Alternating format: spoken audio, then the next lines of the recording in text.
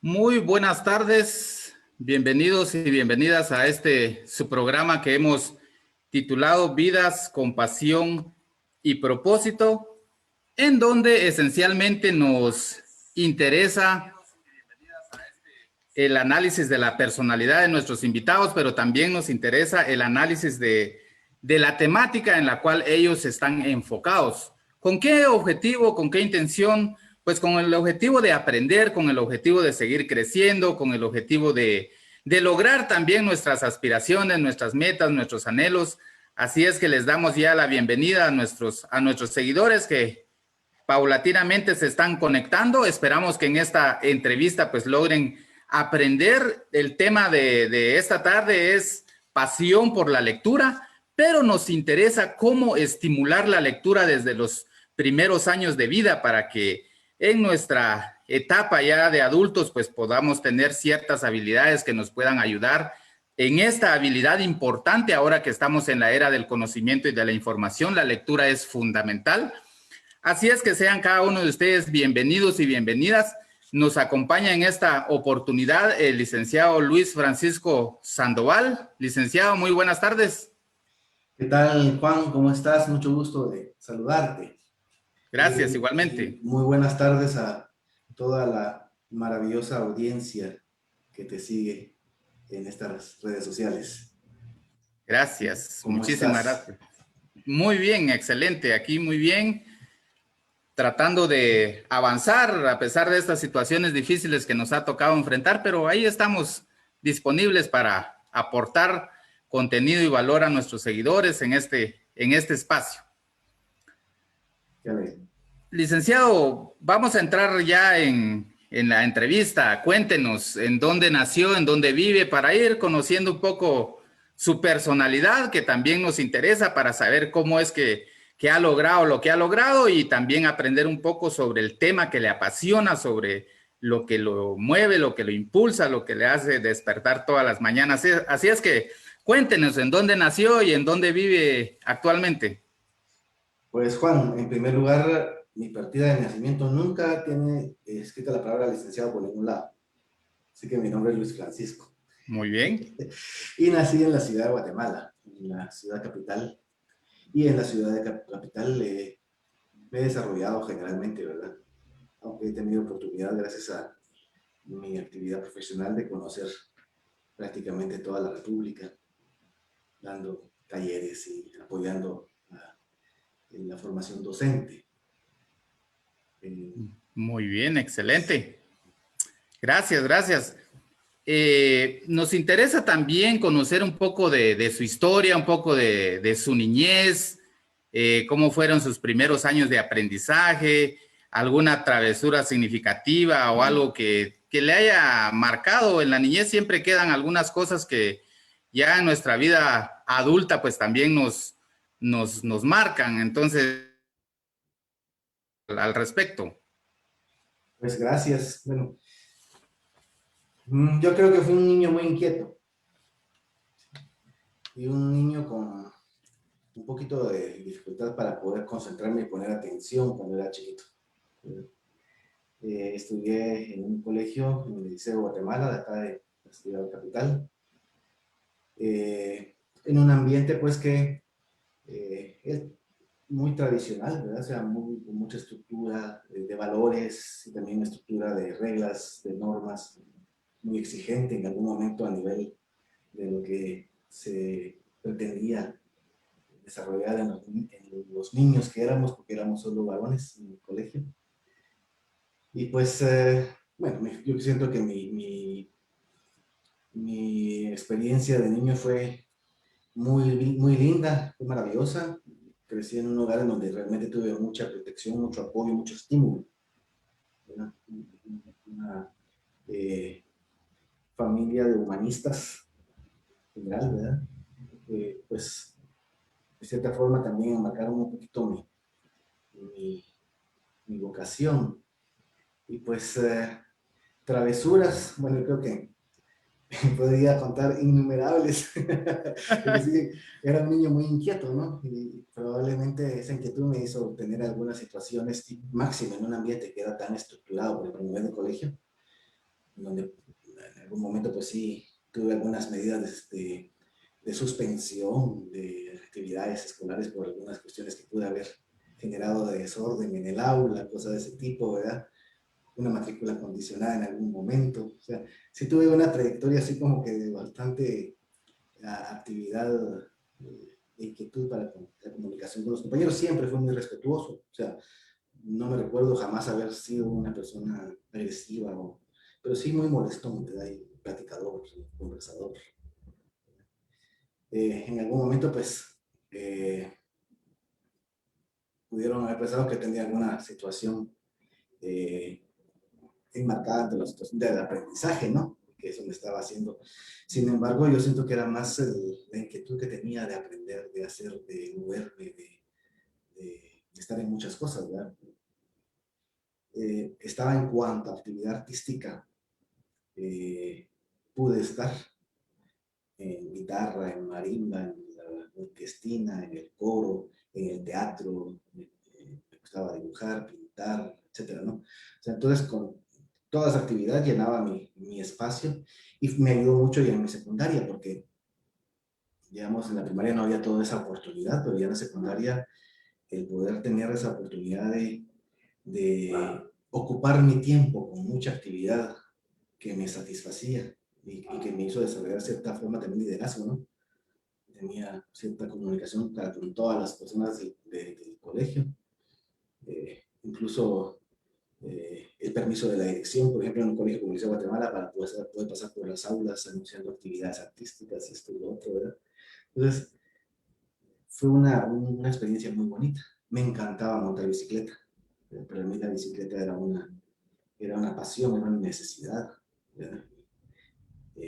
Durante mi niñez y adolescencia creo que fue un recurso importante de oportunidad, incluso de reflexión interna mientras uno va en ese andar. Y también pues oportunidad de conocer y de hacer travesuras también, ¿verdad?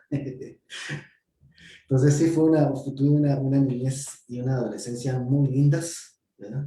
Y sobre todo una adolescencia muy productiva, en donde hice amistades formidables que siguen siendo amistades de toda mi vida, ¿sí? Actualmente puedo decir que esas amistades que cultivé en mi época de adolescente siguen siendo mis amigos después de ya 30 y pico de años de haber salido del colegio.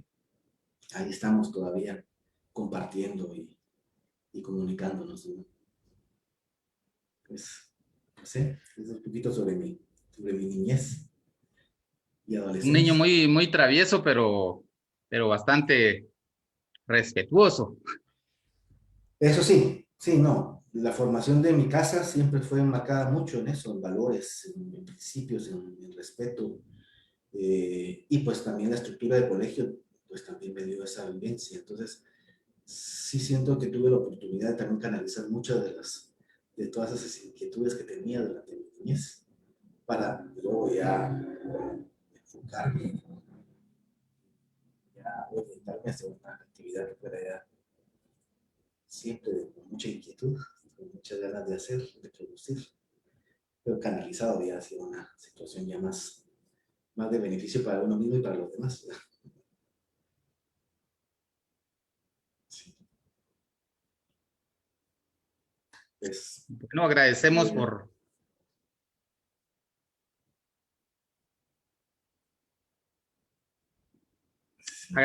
eh, por compartir estos temas o estas situaciones de la infancia, de la niñez, que nos ayudan para comprender un poco la personalidad de nuestros invitados, para que pues entendamos cómo han partido, cómo ha sido su niñez. Obviamente necesitaríamos mucho tiempo para profundizar en muchos elementos, pero nos sirve para ir teniendo algunas ideas, algunas percepciones para conocerlos de una mejor manera. Ahora quisiera que nos platicara un poquito de su formación académica, de sus estudios. Cuéntenos cómo han sido y cuál es su profesión. bueno, pues si yo pudiera denominarme actualmente quién soy, yo diría que soy un educador. ¿Sí? aunque no he estudiado directamente un profesorado o una carrera de educación per se, ¿sí? Sin embargo, mi vocación desde niño, desde pequeño, o sea, mi mamá decía que cuando yo tenía 2 años tenía mis alumnos imaginarios. Tenía una clase y yo me ponía a darle clase a mis alumnos y los llamaba por su nombre, ¿verdad? Y nombres rarísimos, ¿verdad? Un niño de 2 años tenía nombres chinos, ¿verdad? Pero tenía, y les daba clases a esos niños, ¿no? Entonces yo desde siempre. Y hubiera sido maestro si no hubiera sido porque en mi colegio no había la carrera de magisterio, sino en el Liceo de Guatemala se estudia directamente ese bachillerato. Y la fuerza del grupo, el sentido de pertenencia, ¿verdad? Esa unión que uno tiene con compañeros, con los amigos, con el sistema, con la identificación de pertenecer a un lugar, me hizo no decidirme por pasarme a otro colegio a estudiar magisterio. Pero cuando terminé mi bachillerato, lo primero que hice fue inscribirme en un profesorado de segunda enseñanza en psicología y pedagogía y psicología. Entonces comencé los primeros semestres del profesorado y luego me cambié hacia el técnico en orientación escolar y problemas de aprendizaje. Entonces, mi base primaria de trabajo ha sido desde joven, desde mis 20 y pico de años, 22, 23 años, ha sido el trabajo de apoyo a niños y adolescentes con alguna necesidad de mejoría de su rendimiento académico y de problemas de aprendizaje en el ambiente de la orientación escolar. Trabajé como catedrático en algunos colegios en secundaria, di clases de sociología, de idioma español y de artes plásticas. Al principio di un patojo de 19 años que ya estaba dando clases. Y luego pues ya terminé mis estudios bueno, terminé el técnico en comunicación escolar. Y entonces ahí tenía dos oportunidades: o seguía la licenciatura en psicología educativa o seguía la licenciatura en psicología clínica. Pero en la educativa había muchos créditos que ya había sacado en el técnico. Entonces hubiera tenido que hacer casi que un año más para poder llenar créditos, porque la carrera requiere de una cantidad de créditos, de cursos llevados, ¿no? Y tenía varios aprobados en el técnico, entonces me era mejor sacar la licenciatura clínica que la psicología educativa, porque tenía el pensum completo para poder sacarlo sin tener que estar haciendo acomodaciones de cursos, ¿no? Entonces me decidí por ser psicólogo clínico. Y fue una excelente decisión porque me dio una base muy integral, digamos, de los procesos, porque por un lado, todo el proceso de psicoterapia y de el trabajo para el crecimiento emocional, la salud mental de la persona y toda la preparación que recibía en cuanto a problemas de aprendizaje, en cuanto a dificultades de organización neurológica, todo esto, que me llevó ya a trabajar ya por cuenta propia en un emprendimiento familiar junto con mi mamá, que es psicóloga también. Decidimos organizar una institución llamada Apoyos Educativos, con la cual he trabajado desde 1994 hasta hoy, hasta la fecha. O sea, seguimos trabajando con apoyos educativos. Ya son 20 y pico de años, ¿verdad? 26 años, creo yo, ya de experiencia atendiendo a niños, jóvenes, familias, instituciones educativas, dando asesoría en todo lo que tiene que ver con actividad psicopedagógica, que es en donde yo más me he desenvuelto. Y pues en ese ínterin de formación, pues uno sigue recibiendo y recibiendo. Entonces tuve la oportunidad de una especialización en el programa de enriquecimiento instrumental de Ruben Feuerstein, el PEI, que fue una experiencia para mí encampanadora, ¿verdad? Me abrió una visión grande sobre la oportunidad de poder desarrollar la inteligencia y las capacidades de los niños. Robert Feuerstein es un psicólogo israelita que falleció hace poco, vivió 103 años. Ya le decían optimista patológico, le decían, porque él pensaba de que las personas, sin importar su condición o genética o biológica o ambiental o social o de cualquier naturaleza, tenía la capacidad de poder lograr desarrollar sus habilidades, ¿sí? Basado pues en la plasticidad cerebral y todo eso. Y él con el programa de crecimiento instrumental ha apoyado a jóvenes incluso con síndrome de Down. En algún momento pues se piensa que un joven síndrome de Down se va a poder solo abotonar la camisa, vestirse solo, hacer oficios sencillos, ¿no? Barrer, trapear, prepararlo para un oficio de operario, ¿no? Esa es como la visión que hay sobre un síndrome de Down. Pero él con el programa de crecimiento instrumental logró que jóvenes puedan llegar incluso a ser profesionales universitarios en universidades de Europa, ¿verdad? Porque no hay límite para el ser humano, ¿sí? Tenemos una capacidad ilimitada. Imagínate, Juan, que tenemos un niño nace con 100.000 millones de neuronas y cada una de ellas con una conectividad de hasta 7 neuronas más, o sea, para poder hacer sinapsis. ¿Te imaginas la cantidad de capacidad sináptica que tiene un cerebro? Es de 100.000 millones por 10 a la 7. O sea, es una capacidad inimaginable. Ya un adulto va teniendo 80.000 millones de neuronas, pero de todas maneras, qué cantidad de posibilidad de crecimiento tenemos a nivel neurológico. Y la plasticidad cerebral nos da mucha oportunidad de que aunque haya cualquier circunstancia en la vida de daño cerebral, de problemas genéticos, sea, lograr que haya las conexiones necesarias. Y eso pues nos lo dio este programa que para mí fue, le digo, me abrió las puertas a un mundo diferente, en donde luego tuve la oportunidad ahí mismo en este ambiente de conocer a algunos profesionales como Pedro Samayoa, como Inena Fronán, Mila Martínez, etcétera, Carlos González, que estábamos en esa onda de la modificabilidad cognitiva, o sea, que de la posibilidad de cambiarle los aspectos de conocimiento, de cognición, de inteligencia a los niños. Y pues en esas estábamos cuando Kipling, el colegio Kipling, Pedro Samayoa y Mila Martínez trajeron a una especialista maravillosa, que es Nancy Rowe, y nos vino a dar toda la tecnología del Neuronet, ¿sí? Y Neuronet me abrió otro campo enorme. Entonces con Neuronet fue que yo tuve mi primer contacto, tendría yo 26 años, mi primer contacto con el mundo tan grande y maravilloso de las neurociencias, ¿sí? A mediados de los años 90. Y ese contacto con Nancy Rowe y con todo lo que vino a darnos sobre el Neuronet, sobre una terapia para poder rehabilitar a niños con problemas de aprendizaje y desarrollar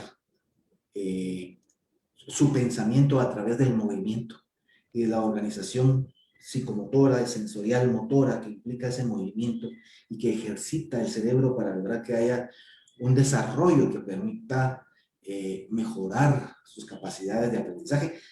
Eso para mí fue, juntamente con el programa de Feuerstein, una gran oportunidad de dar servicio.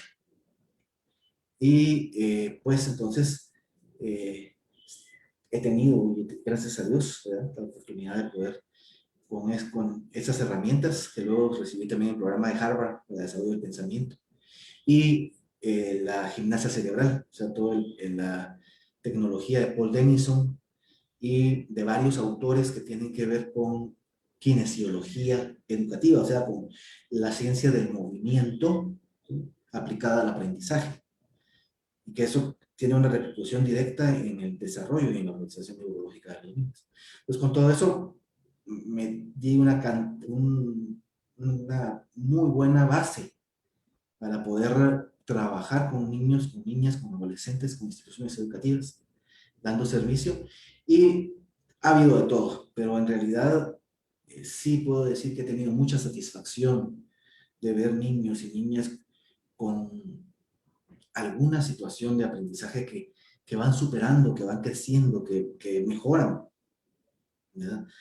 Qué sé yo, alguna experiencia de un niño que tenía mucha dificultad porque no daba pie con bola, así literalmente, o sea, ponía la pelota aquí y la tiraba por otro lado y la portería estaba por aquí, ¿verdad? Entonces no daba pie con bola.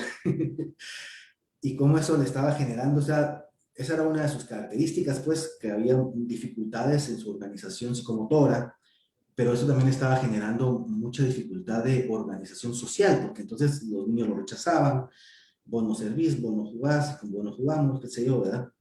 Y entonces él se estaba sintiendo muy mal, ¿verdad?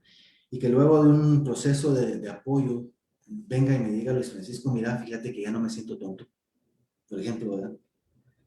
Es que a mí me quedó muy grabado eso, pues, porque fue una experiencia muy linda, o sea, el que un niño que ha tenido dificultades de repente dice, ya no me siento tonto. ¿Por qué? Porque ya podía jugar, porque ya podía patear, porque ya podía meter el gol, porque ya lo estaban aceptando en su grupo, ¿verdad? Entonces, experiencias como esas, pues, afortunadamente han habido, ¿verdad? De lograr que haya cambios en la estructura del aprendizaje de los niños y las niñas. Y pues ya posteriormente tuve la oportunidad en la Universidad de San Carlos, en la Escuela de Posgrados de la Facultad de Medicina, se abrió la oportunidad de una especialización en neurodesarrollo, que el doctor Carlos Orellana impulsó para psicólogos y médicos, pediatras y neurólogos. O sea, entonces habíamos, es un grupo de psicólogos y médicos que estábamos estudiando juntos una especialización en neurodesarrollo. Y esa especialización pues también fue una gran puerta de acceso a conocer mucho sobre los trastornos del neurodesarrollo, bueno, sobre todo el desarrollo normal del ser humano desde que es cigoto en el vientre de la madre y cómo en la tercera semana de gestación comienza a ver un cerebro y cómo se va estructurando ese cerebro hasta llegar al adulto, ¿no? Y los trastornos que pueden haber en el desarrollo neurológico de los niños. Y eso conjugado ya con todo lo demás que he podido tener de aprendizaje, digamos, certificaciones, cursos, y lo que a mí me ha gustado porque eh, soy autodidacta, pues, ¿verdad?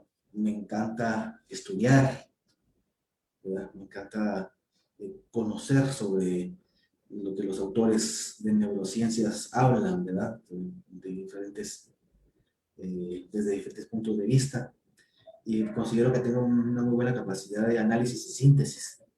Entonces, tal vez no te puedo decir, fulano de tal dijo tal cosa en tal página, en tal año, ¿verdad? Porque leo acá, leo allá, leo por todos lados, y por todo lo que voy leyendo, hago lectura selectiva, ¿no? Entonces, leo esto que me interesa del tema y voy a otro autor y otro libro y leo lo que dice este autor sobre el tema y después se me confundió qué dijo quién. Pero logro tener una visión del globo de una situación, por ejemplo, un tema sobre neurodesarrollo, sobre neuroaprendizaje, etc. Entonces, pues esas, digamos, en cuanto a lo académico, cómo ha sido mi trayectoria, ¿eh? Y aquí estoy ahora, aquí y ahora. Sí, pienso que dos temas importantes que, bueno, el primer tema que se mencionaba en relación a a la educación y pues ya más adelante, ya como psicólogo clínico y esa situación del cerebro, de la plasticidad cerebral, de cómo aprendemos, de cómo podemos seguir aprendiendo. Son temas apasionantes y que más adelantito vamos a profundizar en algunos detalles, pero ¿hay algún acontecimiento que en su vida le haya marcado para inclinarse a a esas pasiones, a esas profesiones? ¿Hay algo que le inspiró, que le motivó, que le inclinó, digamos, hacia eso, que nos pudiera platicar un poquito al respecto? ¿O se fueron Pues, dando así espontáneamente sin que se diera alguna intencionalidad directa? pues bueno, mi interés básico siempre, toda la vida, ha estado centrado en la niñez y la adolescencia. ¿Sí? Y en el buscar el mayor bien y el beneficio de. la niñez y la adolescencia. Yo creo que ha sido una bandera de mi vida. Y como que todo lo que he en algún momento estudiado o hecho va en función de, ¿verdad? Porque en realidad la niñez y la adolescencia es la clave para que podamos tener cambios a nivel social, a nivel humano, a nivel económico, a nivel político, en cualquier nivel de donde lo miremos.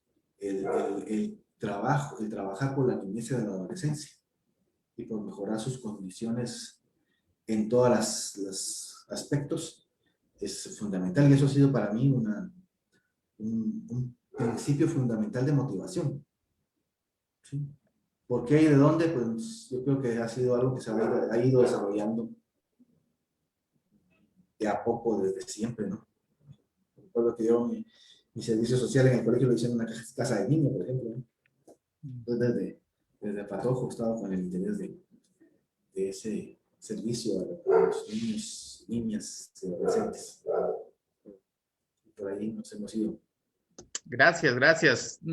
Sí, nos interesa pues conocer pues qué le motiva, qué le inspira y en este caso pues la niñez y la adolescencia y cómo llevar una mejor educación, cómo ayudarles a que puedan aprender mejor, cómo pues servirles desde lo que a cada uno le apasiona, creo que es fundamental para poder desarrollar una labor con pasión y propósito, que es el título de nuestro programa, ¿verdad? Vidas con pasión y propósito, que exista un motivo por el cual nosotros podemos servir, podemos desarrollar nuestros conocimientos, nuestras habilidades y qué maravilloso es saber que su inspiración pues son los niños y son los adolescentes en quienes se enfoca para llevarles un mejor aprendizaje, para llevarles pues de repente una oportunidad para que puedan desarrollarse como lo que nos estaba manifestando del niño con la pelota. Creo que son elementos importantes que pueden ayudar a la personalidad también a poder desarrollarse. Ahora quisiera que nos platicara, aunque ya dentro de su diálogo, pues ya nos ha hablado un poco de los proyectos pedagógicos en que ha trabajado, pero si nos pudiera contar un poquito más para pues conocer también su trayectoria laboral así brevemente. Pues inicialmente pues trabajé en algunos colegios, como le decía, ¿verdad? Desde los 19 años de edad que empecé a trabajar y no he dejado de trabajar hasta ahora. Trabajé en alguna época en una ONG, luego ya como psicólogo educativo dentro de dos instituciones educativas y también en el Colegio Chino Guatemalteco se llamaba, el Colegio Montreal, y luego trabajé en el Colegio von Humboldt también como psicólogo educativo, como orientador escolar del colegio. En apoyos educativos, que es este proyecto que le dio, donde hemos trabajado con cientos de niños y jóvenes, y con familias y con instituciones educativas en apoyo para el desarrollo de sus habilidades y desarrollo emocional, social, académico. Y también como catedrático universitario. He trabajado en la Universidad Panamericana y en la Universidad Rafael Andíos, dando clases. Y actualmente, pues, embarcado en un proyecto de desarrollo docente, de un programa permanente de formación docente en el ámbito de las neurociencias y el aprendizaje. Entonces tenemos, por ejemplo, todos los martes y jueves, bueno, comenzó el año pasado por este asunto de la pandemia. La pandemia hizo que algunos contratos que tenía de trabajo, he trabajado también sobre todo mucho en el área del desarrollo del lector, ¿verdad? Con Prodesa, que es una institución en la cual yo también algunos años de servir, y una editorial que es la editorial Sacristía, ¿verdad? Que está escrita también a los hermanos de la Salle y a Prodesa. Y desde ahí pues he tenido bastante experiencia en cuanto a toda la estructura de la motivación y en la formación de niños y adolescentes en sus procesos lectores, ¿no? Apoyando diplomados y cosas de esa naturaleza. Y actualmente, pues decía, en este proyecto que estoy denominando de neuroorganización para el aprendizaje. Tenemos un grupo en WhatsApp y en Telegram, donde pues hay un grupo de maestros y profesionales de la educación en general, ¿verdad? Hay psicólogos, psicopedagogos, nutricionistas, hay de todo en ese grupito. Un grupo bien heterogéneo. Y que están interesados en formarse en neuroaprendizaje, en todo el mundo de las neurociencias aplicadas al aprendizaje. Entonces, martes y jueves tenemos talleres gratuitos, si me vale la propaganda, ¿verdad? Para poder, si hay alguna persona interesada, pues que con mucho gusto podemos incluirla en los grupos, unirla a los grupos y que pueda participar en estos procesos de formación. Muchísimas gracias. Más adelante le voy a dejar un espacio para que nos cuente de su número de WhatsApp o sus redes sociales en donde se le puede contactar para poder participar en estos eventos, para poder integrar estos grupos que son fundamentales para seguir aprendiendo, para seguir formándonos. Y pues el tema es apasionante, ¿verdad? El neuroaprendizaje creo que es muy importante. Ahorita en esta entrevista quisiera profundizar en un tema muy importante que es la lectura. El tema que ahorita nos mueve a platicar un poco es la pasión por leer, pero hay muchas situaciones que se dan desde la infancia que puedan favorecer la lectura o que la puedan desfavorecer. La lectoescritura, ¿verdad? Hablando de estas dos habilidades, la lectura y la escritura. Pero esencialmente, desde sus conocimientos, desde su experiencia, ¿qué podríamos hacer para estimular la lectoescritura eficientemente desde bebés? Algunas recomendaciones para padres de familia, para madres de familia. ¿Qué podríamos hacer? Porque es una de las habilidades que ya en la etapa adulta es difícil encontrar, digamos, personas que les apasione leer. Pero entonces, ¿qué podemos hacer desde bebés para estimular? ¿Cuántas horas tenemos, Juan, para hablar del tema? Pues, Pocos minutos, pero algo podríamos abordar. pues Juan, yo me iría más atrás incluso, porque el aprendizaje de la lectura y escritura comienza desde el vientre de la madre. ¿Sí? Desde ahí comienza. ¿Por qué? Porque por un lado, el desarrollo que se esté dando del sistema nervioso de ese bebé en el vientre de la madre cuando todavía no ha nacido, va a influir en cómo este niño desde entonces tenga cierta preparación y aprestamiento para el aprendizaje. Entonces, por ejemplo, la nutrición que la madre recibe, ¿sí? Las emociones que la madre establezca en el proceso de gestación, ya desde ahí ya está influyendo en la preparación que está teniendo este bebé para el aprendizaje.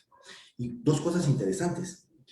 El oído del ser humano a los 6 meses de gestación ya está terminado y ya tiene función. O sea, que un bebé desde los 6 meses de gestación ya oye. Entonces, un dato bien interesante, el aprendizaje del lenguaje, o sea, porque para poder leer tenemos que tener una lengua materna, tenemos que tener un lenguaje, ¿no? Y fíjate, Juan, qué interesante, que el bebé aprende el acento de su idioma materno dentro del vientre de la madre. Porque es la voz de la madre con el acento de la madre la que va a quedar impregnada a través de todo el sistema coclear del niño hacia las redes neurológicas de la audición y la primigenia formación de la estructura que va a dar base en los lóbulos temporales al lenguaje de ese niño. Entonces, el lenguaje se empieza a adquirir desde el sexto mes de embarazo, ¿sí? Y eso ya es un precursor del aprendizaje, ¿sí? Entonces, miren qué interesante. Entonces, el fomentar, Juan, las políticas de protección a la mujer, proteger a nuestras mujeres y que tengan la calidad de vida, la formación, la educación y la nutrición que necesitan para ser buenas madres, o sea, desde la niña, pues empezar a cuidar hasta a nuestras niñas, que van a crecer y van a ser adultas y van a ser madres. Eso va a cambiar, de hecho, la capacidad lectora que pueda tener una población, ¿sí? Desde ahí comenzamos, Juan, o sea, en los cuidados que pueda tener la madre. Entonces, ¿qué tiene que hacer una madre con su bebé dentro del vientre para empezar a estimular la lectura? Hablarle, ¿verdad? Hola Juan, ¿cómo estás? Qué bueno que vas a venir al mundo, ¿sí? Te esperamos, te queremos. Que el papá también pueda hablarle, porque está captando, ¿sí? Eso hay un estudio que comprueba eso, que el aprendizaje del acento, el niño no va a identificar palabras, pero el ritmo y la acentuación, y cómo esa modulación de la voz, ¿sí? La está oyendo el niño en el vientre de su madre. Y ya va a captar. Entonces, a un niño le va a ser mucho más fácil aprender a hablar su idioma materno, ¿sí? Y va a poder entonces identificar, si el niño aprende 2 idiomas a la vez, porque antes del tercer año de vida, eh, el niño tiene la capacidad de poder aprender 2 idiomas simultáneos y poder tener total diferenciación de los dos sin confundirse. Pero el niño va a saber cuál es el idioma de la madre, ¿sí? Y cuál es el segundo idioma, a pesar de que los pueda ir aprendiendo al mismo tiempo y que pueda tener el bilingüismo total y natural, ¿sí? Pero siempre va a tener bien claro cuál es el idioma de su madre, porque lo escuchó dentro de su madre misma. Entonces eso es maravilloso. Entonces comenzando por ahí, ¿no? Maravilloso, maravilloso. Desde el vientre materno está el compromiso desde los 6 meses nos comentaba que ya el oído está desarrollado y puede ser estimulado, puede ser, hay que hablarle, algunos pues también los estimulan con música, les ponen música, les hablan. Eso es muy importante porque a veces se dan problemas de aprendizaje, pero no sabemos o desconocemos los orígenes que pueden ser desde el vientre, que se ha tenido algunas dificultades. No sé, algo más que nos Pues pueda ampliar en este tema que es apasionante. ahí mismo, dentro del vientre de la madre, está teniendo un segundo fenómeno que va a ser vital para el aprendizaje de la lectura y la escritura, que es el desarrollo del sistema neurovestibular del niño, ¿sí? Que también tiene que ver con el oído, ¿sí? Dentro del oído hay como saquito, ¿sí? Que tiene unos conductos en la parte superior, y que está conectado al caracol o a la cóclea. Ese saquito se llama vestíbulo. Y dentro del vestíbulo hay un líquido, ¿sí? Que se comparta también con la cóclea. Y dentro del vestíbulo hay unos receptores nerviosos, los otolitos, que están captando el movimiento. Algo así como el nivel de un albañil, ¿sí? El nivel del albañil es un tubito que tiene un líquido y que tiene una burbujita, ¿no? En una regla. Entonces, que cuando la regla se mueve, la burbujita va para un lado, y cuando se mueve para el otro lado, la burbujita va para el otro lado, pero el albañil puede ir centrándolo para que quede la burbujita en medio, ¿no? Y cuando queda en medio de la regla, quiere decir que está a nivel, dice el albañil, ¿no? Y está nivelado con relación al horizonte. Pues nosotros, la función del vestíbulo es exactamente esa. Ese líquido se está moviendo dentro del oído y está haciendo de que nosotros tengamos la percepción de cómo está nuestro cuerpo con relación a la gravedad, ¿sí? Y cómo está, en qué posición estamos con relación, por supuesto, al horizonte, ¿sí? Entonces, mantenemos una orientación con relación al horizonte y con relación a la gravedad gracias al desarrollo vestibular. Y eso también es un fenómeno que se da del 7º al 9º mes de embarazo, ¿sí? El niño en todo ese movimiento que hace, que pareciera que fuera jugador de fútbol o jugadora de fútbol que le empieza a patear la barriga a la mamá y que empieza a pronunciarse, a dar vuelta para un lado, dar vuelta para el otro, y todo ese movimiento está calibrando su sistema vestibular. Entonces, cuando el bebé nace, ya nace con la capacidad de orientación espacial. O sea, ya sabe si está sentado, si está acostado, si está de un lado, si está del otro, qué tiene arriba, qué tiene abajo, qué tiene el frente y atrás. ¿Sí? Ya tiene esa capacidad instalada. Y esa capacidad va a ser básica para todo el desarrollo de su proceso de adquisición de la lectura y la escritura, y por supuesto de todo su mundo intelectual. ¿Por qué? Porque si yo, al mantener el horizonte, ¿sí?, mis oídos y mis ojos empiezan a poder percibir también sin perder el horizonte. O sea, si nosotros nos movemos la cabeza y podemos seguir leyendo en línea recta, ¿no? Porque nuestros ojos tienen la capacidad de seguir el horizonte. Y esa es una habilidad que se va desarrollando desde bebé, ¿sí? El desarrollo del sistema vestibular. Entonces, ¿qué hacer con un bebé? Idealmente sería que cuando nace el médico haga un screening, ¿no? Para ver cómo están todos, cómo están sus ojos, cómo están sus oídos, cómo está su organización de equilibrio. O sea, se puede meter un aparatito en el oído y el médico va a poder tener una idea de cómo está organizado su oído completo. Y eso nos va a dar una idea de que el niño va a poder tener un buen proceso. Ahora, si el niño nació antes de tiempo, si nació por cesárea, si hubo complicaciones en el parto y una serie de cuestiones, pues son un semáforo que se prende en amarillo o en rojo, ¿sí?, para que empecemos a hacer estimulación que permita que ese niño, cuando llegue a los 7 años y tenga el proceso de comenzar en la lectura inicial, todo su proceso de aprendizaje de la lectura, pueda hacerlo con éxito. Entonces, de bebé, organizar su estimulación vestibular a través de juego, ¿sí?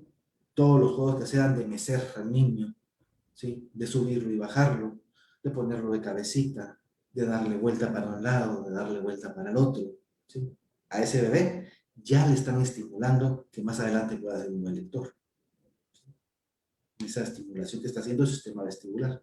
Luego poder al bebé ayudarlo a que pueda tener el seguimiento de cabeza. O sea, hablarle por atrás y que mueva su cabeza para un lado. Hablarle por atrás por otro lado y que mueva la cabeza para el otro lado. Que siga objetos, ¿sí? Objetos por ejemplo, un chinchín o un objeto, y poderle pasar el objeto para que lo pueda seguir con la vista. Empieza a desarrollar el movimiento de seguimiento ocular, el movimiento sacádico de los ojos, ¿sí? La convergencia visual. Dejar que los niños tengan su proceso completo de desarrollo psicomotor. O sea, la araña es un enemigo de la lectura, Juan. ¿Sí? La bendita araña es un enemigo de la lectura. Los niños que usan araña se les está limitando en su proceso de tener la organización motora para que logren ese movimiento de oclusión visual, de convergencia visual necesario para la lectura, ¿sí? Porque el niño necesita estar en el suelo, arrastrarse, ¿sí? Esforzarse en lograr desarrollar todo ese proceso de bilateralidad de sus brazos y sus piernas, y de la organización derecha-izquierda, que lo está haciendo en ese arrastre que hace. Luego que ya empieza a incorporarse y a gatear, y que gatee, y dejarlo que se ensucie, y que gatee, y que, por supuesto, ponerlo en un ambiente donde no se vaya a lastimar, pero que darle la oportunidad de que tenga toda esa estimulación motora, ¿sí? Va a apoyar no solamente el desarrollo de sus músculos del cuerpo, sino también los músculos finos del ojo, ¿sí?, que van a ser importantísimos en el proceso lector. Entonces, hay mucho que hacer con un bebé. Muchísimo, muchísimo, muchísimo. Y la verdad es que es apasionante saber todo eso. A veces lo desconocemos. Por ejemplo, el andador o la araña que se ha hecho alusión ahorita. Normalmente, casi todas las familias o todos los bebés tienen la experiencia, pues, con un andador, pero le estamos, en este caso, dificultando muchas cosas, o estamos impidiendo el desarrollo de ciertas habilidades que son fundamentales. Igual, hubo un estudio que hizo un inglés hace algunos años, ahí en alguno de los pueblos de Sololá, si no estoy mal fue en San Pedro de la Laguna, en donde vino y hizo una evaluación de algunas características sobre esta organización bilateral y de convergencia para el aprendizaje, que la convergencia es visual, es auditiva y es de movimientos de patrones cruzados, que son importantísimos para el aprendizaje, ¿no?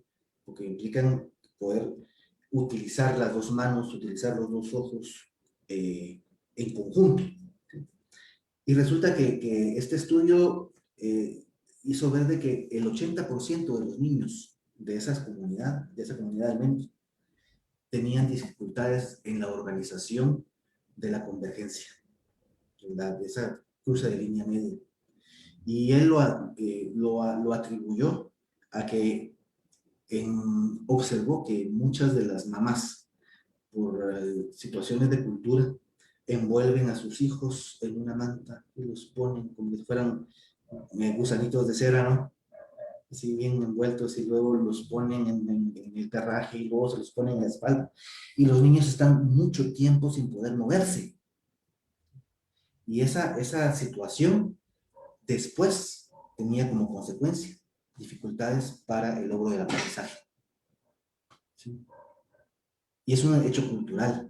Entonces, ¿qué recomendación hay para nuestros pueblos mayas que tienen, por supuesto, es muy valioso por el hecho de que reciben el apego de la madre y el calor de la madre y la liberación de la madre, todo eso, pero que no sea muy prolongado, ¿sí?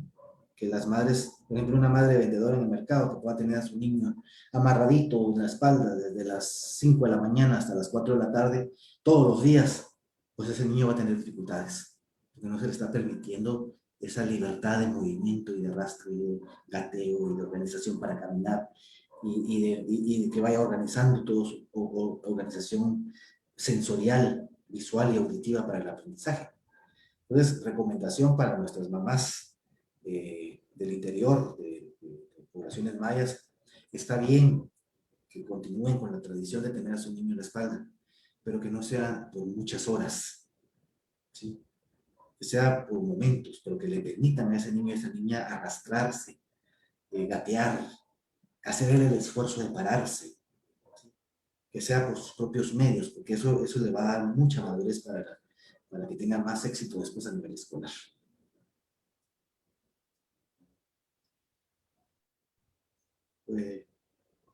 ¿Cómo continuamos? Interesante, apasionante. La verdad es que ya se está yendo el tiempo de la entrevista, está avanzando, pero de repente más adelante vamos a volver a tocar el tema y poder profundizar en varios elementos que son fundamentales y aprovechar como padres de familia, también como educadores, poder dar este tipo de orientaciones de la estimulación temprana es fundamental para después ir garantizando ciertos logros en el aprendizaje y lo estamos viendo ahorita. Así es que, Luis Francisco, muchísimas gracias. Son temas altamente fundamentales para la educación de nuestros pueblos, de nuestras familias, de nuestros hijos, de nuestros no sé, sobrinos, etcétera, de poder extender este tipo de aprendizajes. Una pregunta muy concreta. ¿Qué es la lectoescritura emergente? Pues es la preparación que vamos a desarrollar en los niños y las niñas previo al aprendizaje sistemático, formal de la lectura y la escritura. O sea, un niño necesita tener cierto desarrollo de habilidades, de destrezas, cierta maduración neurológica que se va dando desde el momento de nacer hasta los 6 años y medio. Entonces, el proceso en donde está en la casa y comienza con todo eso que estábamos hablando, de lo que pueden hacer los papás por los bebés y por los chiquitos, ¿verdad? Y luego todo el proceso de la preprimaria es lo que podemos denominar lectura emergente. ¿Y qué vamos a trabajar ahí? Pues el desarrollo primero de este sistema vestibular que estábamos hablando, que es fundamental, porque de eso depende toda la organización del cerebro. Luego, pues, la organización sensorial, ¿sí? Que sus ojos y sus oídos estén entrenados para el aprendizaje. Luego, entonces, con esto, la organización psicomotora. ¿Y qué implica la organización psicomotora? Pues la organización coordinada de todo el aparato sensorial de ojos y oídos con los músculos del cuerpo para la motricidad gruesa, por ejemplo. Entonces, que se pueda coordinar y que el niño pueda tener un buen manejo de su cuerpo en el espacio. Porque si maneja su cuerpo en el espacio, va a poder manejar sus ojos en el espacio de una hoja de papel para la lectura, ¿sí? Entonces, la organización motora y toda esa organización visoespacial, sensorio-espacial, sensorio-motora, ¿no? Va a ser importante.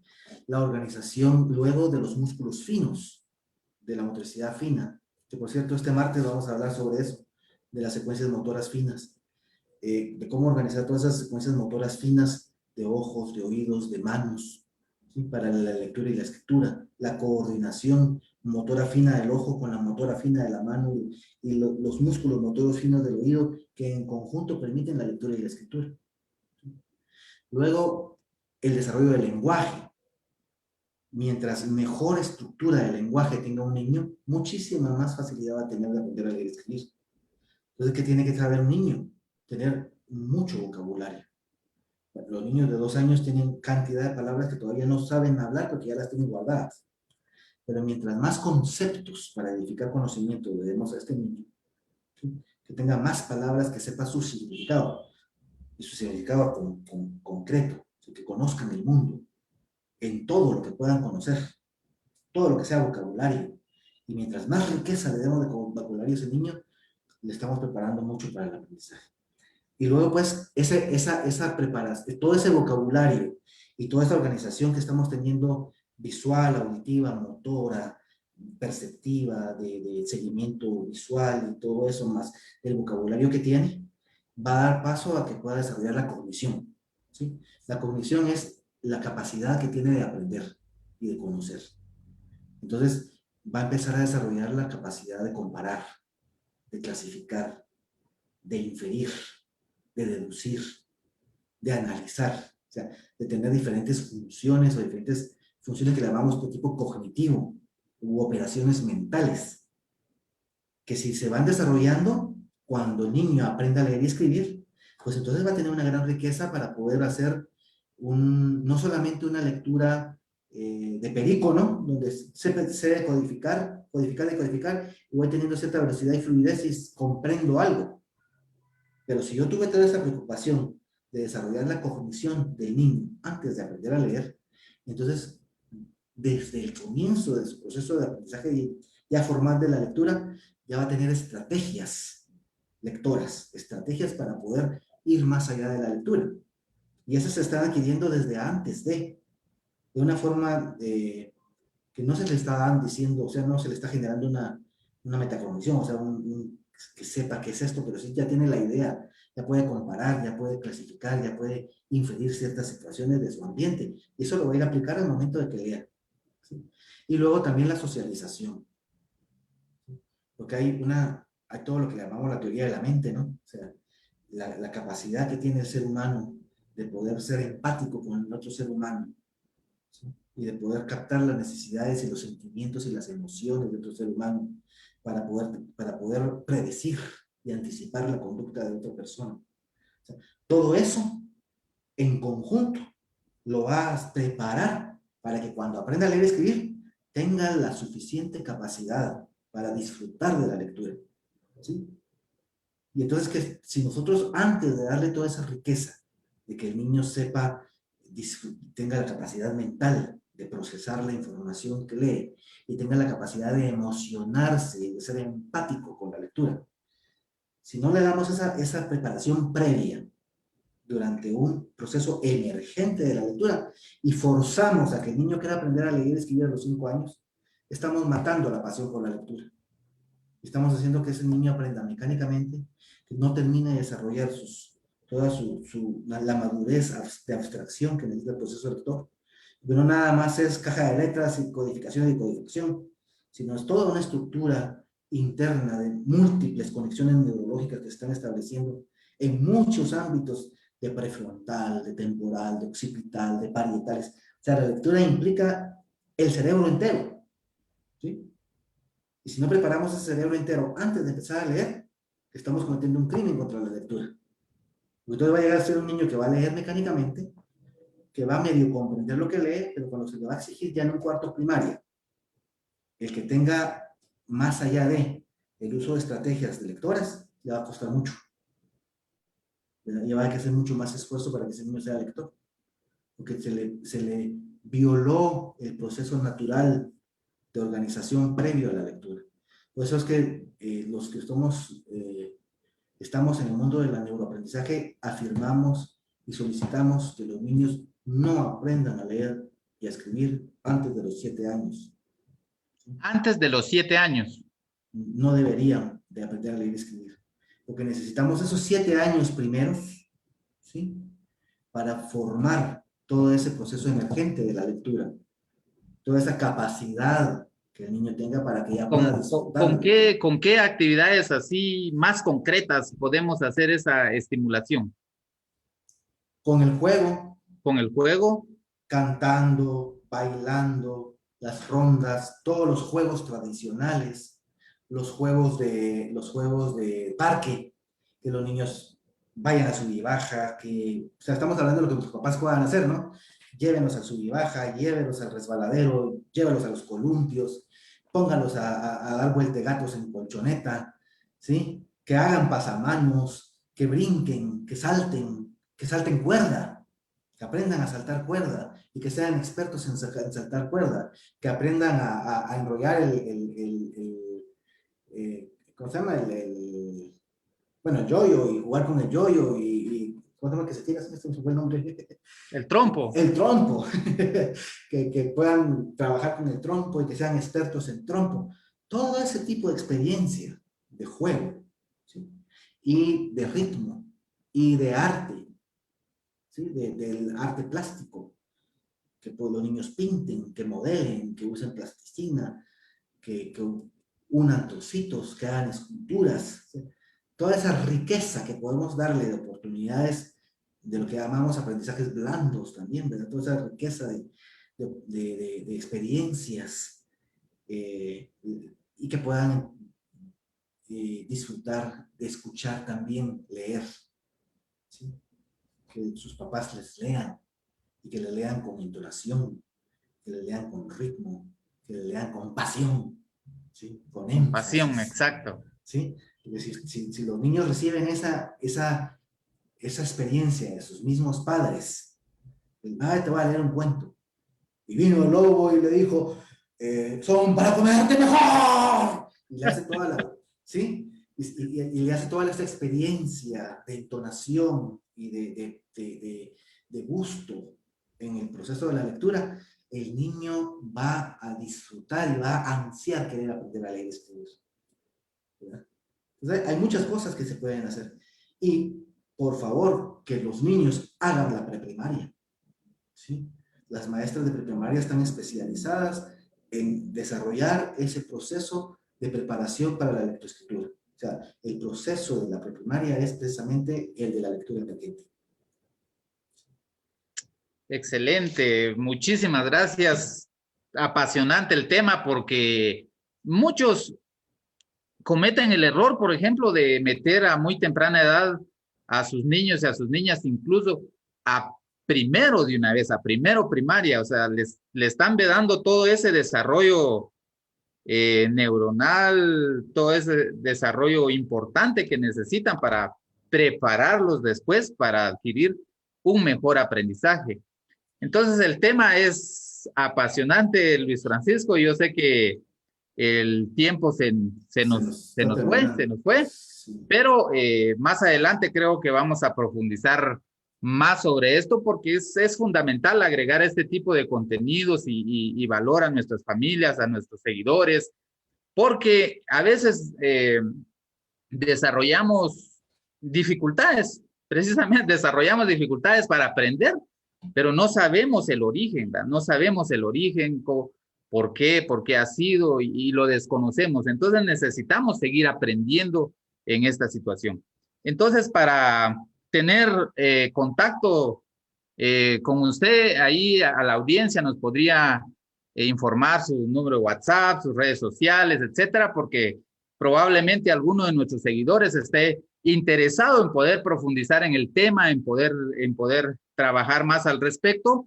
Y pues ahí está el espacio para que pueda hacerse un poquito de promoción.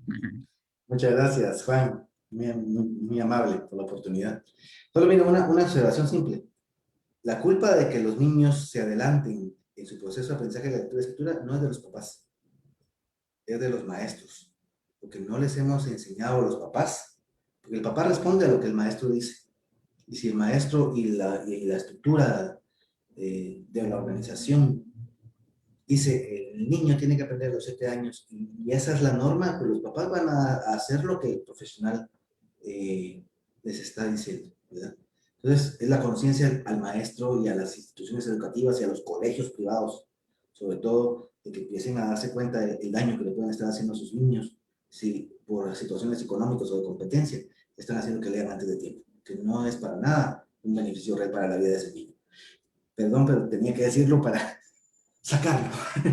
Sí, sí, sí, gracias, gracias. Bueno, pues, ¿dónde Bueno, ya localizarme? que, ya que salió un tema así aclaratorio, voy a aprovechar para dar algunos saludos así rapidito porque el tiempo se nos fue. Sunun Zapeta manda saludos, Tony GB, Modesto Guzmán, Residente Bukele, Ana Martínez, no voy a leer el saludo, el mensaje, Sagastume Gilberto, licenciado Selvin Barrera Viatoro, Dora Inés, Chochi de Cabrera, Carly García, Felipe Recinos, Janet López, Rolando Pichillá, Mayela Morales, dice bastante interesante, gracias por permitirme participar.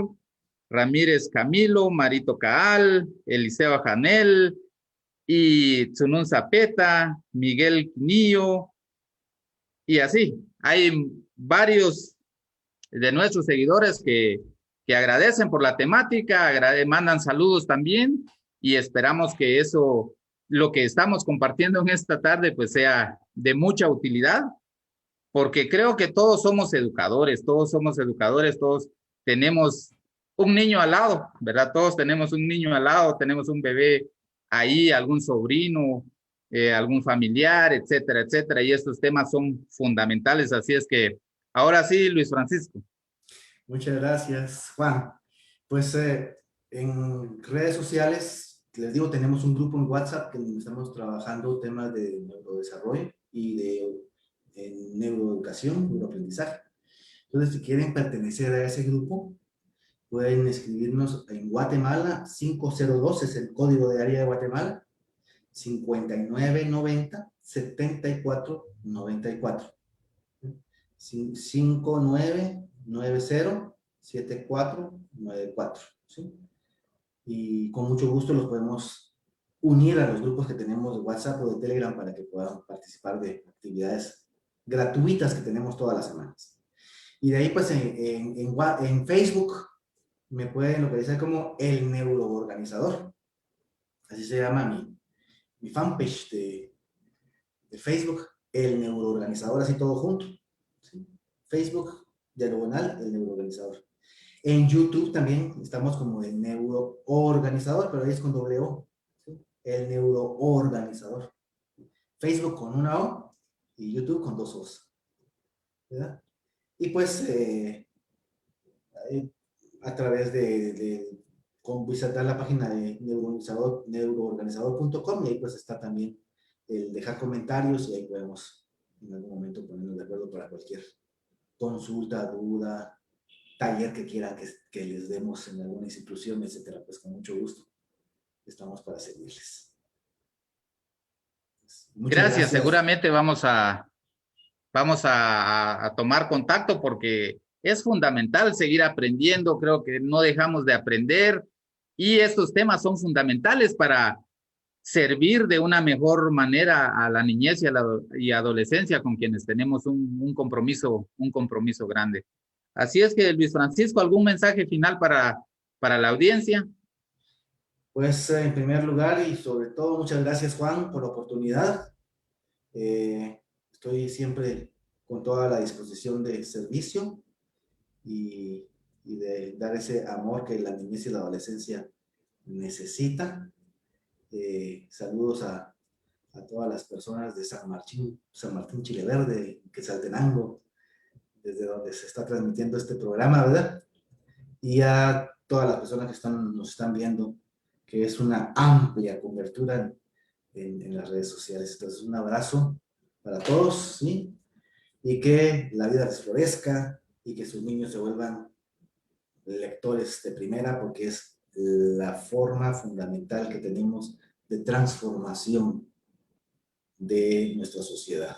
La lectura transforma y puede transformar incluso las oportunidades de desarrollo de nuestro país. Si hablamos de revolución, la verdadera revolución está en generar gente pensante, gente capaz, gente lectora. Muchas gracias. Gracias, Juan, por la oportunidad.